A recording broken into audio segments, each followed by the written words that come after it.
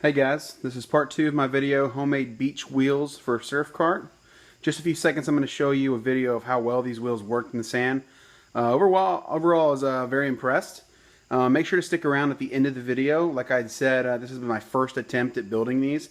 So after a week of using them on the beach and some of the comments on the first video, I actually have some suggestions that I believe will enhance the overall performance of these wheels. So let's take a look at these bad boys in action. Alright, so here's the finished product. The beach cart with the homemade beach wheels here. Alright, I told you all that I would have a video of us pulling this through the sand. This thing worked wonders. Amazing compared to the wheelbarrow tires I've used before. But let's take a look at pulling these things through the dry sand here. All the way back towards that house over there. We're in Oak Island, North Carolina. Did some fishing today. We have this loaded down with a full ice chest, bait, chairs. Look at the indentions there. Take a look at that. Super simple. Incredible. Alright, I'm pulling it now. Take a look at it. You can see the footprint it leaves in the sand is about 1/8 of an inch. Not the best video quality, but it's crazy how easy this is. Alright, so like I said, pretty happy with the results and the performance of these beach wheels.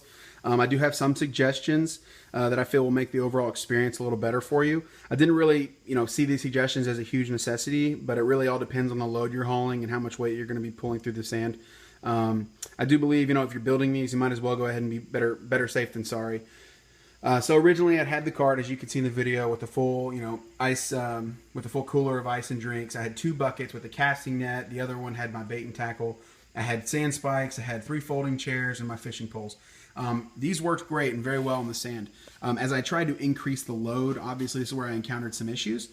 I tried to, load a large canopy tent, towel bag, snack bag, and then another, smaller bait cooler with ice and bait, obviously. But so I have some suggestions in order of importance that I'm going to share with you. The first suggestion was actually a comment from the original video, was actually to move the carriage bolts a little bit further out in the disc. These would basically act as more of a support for the tube on the inside. This would prevent the tube from sliding down into the void or the gap in between the circle discs if you have a high load on there.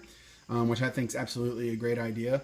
The second reason for that being, they would act as more of a grip for the tire. Sometimes I would have the valve stem actually end up like over here or over here, and I would have to twist the tire. Not a big deal. None of that's really a big deal. But if you're walking on the beach and you're hot and you don't want to deal with it, why deal with it if you're going to build these from scratch? So those would be probably the most important, I would say. The second is use a sturdier axle. My axle, after I loaded it down fully, actually bent. I used the 1/2 inch copper pipe.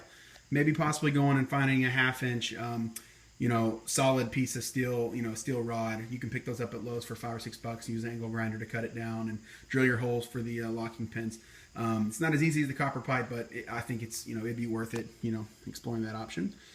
Second, the last thing I just want to bring up real quick is this is another comment on the video. The use of PVC cement here actually locks your wheel in. I don't think it's a huge deal because the only time you'd really need to replace this is if it popped or something like that, in which case you could access the middle, unscrew the bolts, and cut out the center. But then you'd have to add another, little center hub here. So basically, if you wanted to, you could just slide this piece on and then get like a screw clamp or something and put that on there. I think that would do just fine. I don't think I'm going to change that on mine because I don't think I would mind replacing it because, like I said, I'm not going to necessarily need it all the time. But yeah, but that's really it. I really appreciate you guys watching part 2. Leave a comment if you have any questions, and